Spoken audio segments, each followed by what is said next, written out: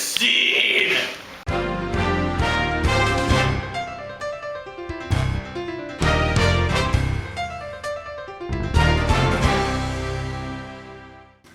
Indeed it will be, Seth. Welcome, Brooks Residential College, to our first newscast ever. Here at the Brooks Newscast flagship station, we believe this to be an exciting medium for bringing each of you up to date on all things Brooks, past, present, and future. I'm Chase Van Gorp, and this is my wonderful co-anchor, Lauren Gray. Thank you, Chase. Tonight on our newscast, we will be covering a mix of recent events that have been happening around Brooks in the last week. Did you know that there are over 350 students here at Brooks with a wide variety of talents and quirks, ranging from playing the trombone and the guitar to also mastering the Chinese yo-yo? Waha! In our exclusive Brooks event, Express Yourself, we were able to witness many of these talents, as well as provide different stations for creative output. Brexians enjoyed activities such as Play-Doh, watercolor painting, and preparing decorations for treat night. As we finished the 8th week of classes, many of us were tired and weary, ready for a break. Thankfully, Brooks provided just that. Our own Cereman committee sponsored Refresh, and man, was it welcomed. At Refresh, students took a break from all their semester worries and projects to join each other for some relaxing downtime and conversation.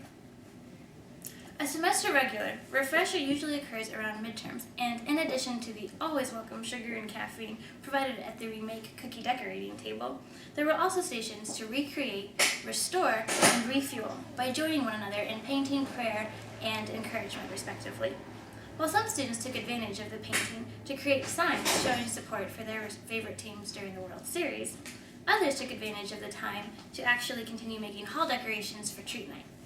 Speaking of treat night, I can attest for what an awesome experience that was. Families of faculty members throughout Baylor attended treat night, and it was clear they enjoyed the magical transformation that Brooks underwent. Some of our own Prexians even underwent transformations themselves. The decoration theme this year was board games. Led by our many remarkable CLs, the girls outdid themselves this year in their decorating, with also some help from the guys. The first floor was Scrabble Junior, which they decorated perfectly to the letter. Our second floor was Monopoly, and many children found stopping there to be a great sweet tooth investment. Adventuring through the peppermint forest, the gumdrop mountains, and over the ice cream sea, kids then journeyed to the third floor, which they found magically transformed into Candyland. There, they received special visits from the villainous Lord Licorice and the magnanimous King Candy. Finally, the fourth floor solved all of treat night's mysteries with a representation of another favorite, Clue. Whether kids put their mystery-solving skills to use in the ballroom, library, or in the billiards room, there is a sweet reward around every corner. The overall consensus for treat night turned out to be elementary, my dear Lauren. A resounding success. Case closed. Speaking of resounding successes, let's turn now to our very own Ann Garner. Not only has she been a blessing to the many students and faculty here at Brooks for several years, but as Baylor's annual homecoming celebration approaches, once again, Ann has some special thoughts and reflections that she would like to share about what homecoming was like when she was a student here herself.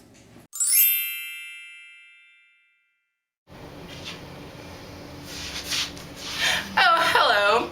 Welcome to Mail Time with Ann, in which Ann gets mail. Yay. But before that, it is required that we must first enter into this time period with a time of rejoicing, a time of song, a time of we come together. And the only way that can honor Ann to her true extent. And you know what time it is? It's Tuesday, gotta get down on Tuesday. Everybody's looking forward to Mail with Ann. Tuesday, gotta get mail with Tuesday. Mail for me? Is it for me? It's for you. Let's see, Caitlin, since you're right here. Dear Ann, are you a freshman? That's a complicated question, isn't it? Yes. It's questions like these that keep me up at night. It's been a subject of a lot of conversation.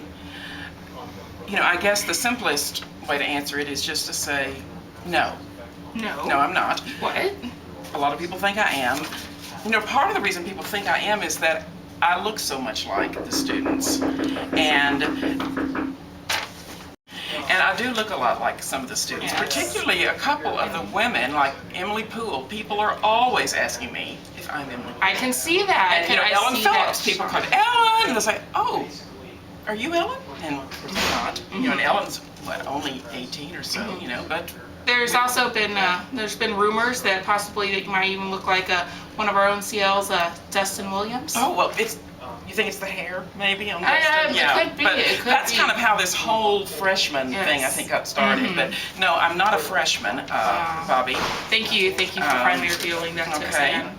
I hope you. people aren't too disappointed. I hope it doesn't hurt my credibility. But It's if not, really showing you what too. were your favorite homecoming memories? Sincerely, Bobby Brooks. Well, Bobby, you know, homecoming, even though the campus was a lot smaller then, it almost seemed like a bigger deal because we were all closer together.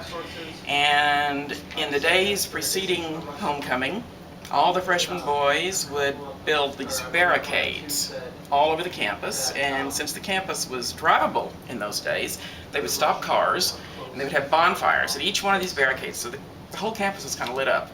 And they would stop people and protect the campus from Aggies who might be trying to get on the campus, or TCU frogs, and they had these sticks they had made. Every freshman man made a stick, and it was called a froggy stick if it was TCU we were playing, or an Aggie stick if it was A&M. And they would stop you if you were in your car, and if you were male and female, you had to kiss before they would let you proceed.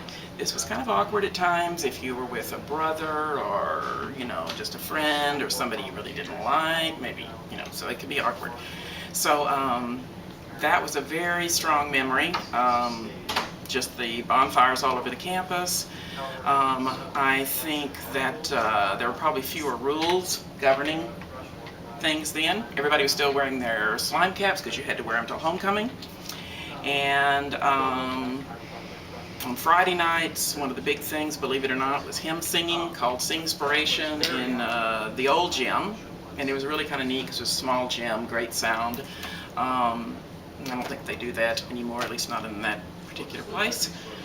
And I don't know, a lot of the traditions are the same. They've just changed a little bit. Bobby, I hope this answers your question. I hope you're not disappointed that I'm not a freshman. I'm still a lot of fun, you know. I'm probably wiser than most freshmen. I know I'm wiser than Caitlin over here, who's a sophomore. But you know, I hope this doesn't come as a letdown to you, Bobby. We can still be friends. So stop by anytime and feel free to write me another letter.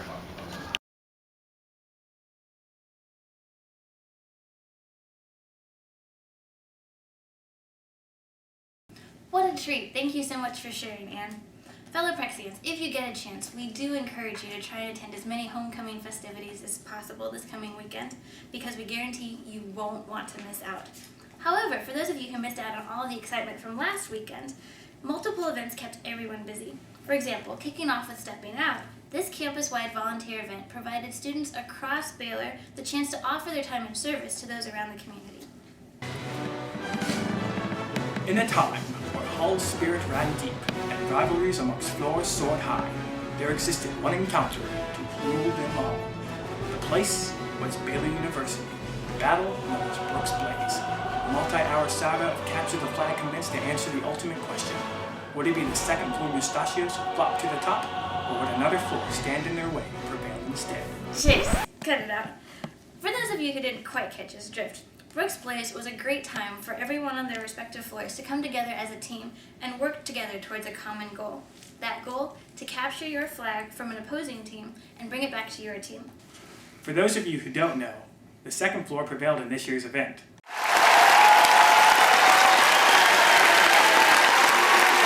Congrats guys, stash up.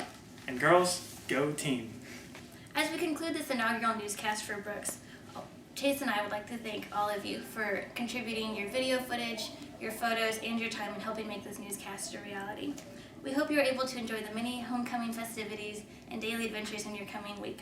Until next time, To you we hand the torch.